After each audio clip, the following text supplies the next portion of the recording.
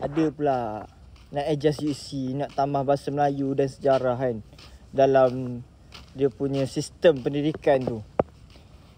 Tambahlah subjek apa pun, jenis apa pun. Memang sistem pendidikan tu memang tak perlu ada di Malaysia. Kita kena memperkasakan sistem pendidikan di Malaysia kita, sijil pelajaran Malaysia kita. Sebab apa?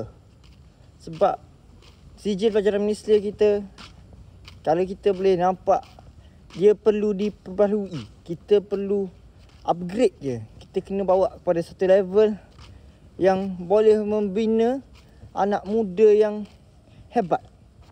Janganlah nak ambil yang luar, yang memang tak perlu pun, tak function pun. Apa yang perlunya?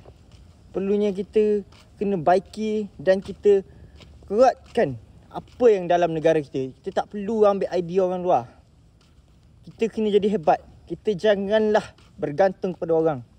Kita kena cipta satu negara ni, satu negara yang hebat berdasarkan orang Melayu, orang Cina, orang India di negara kita, bukan sistem negara lain.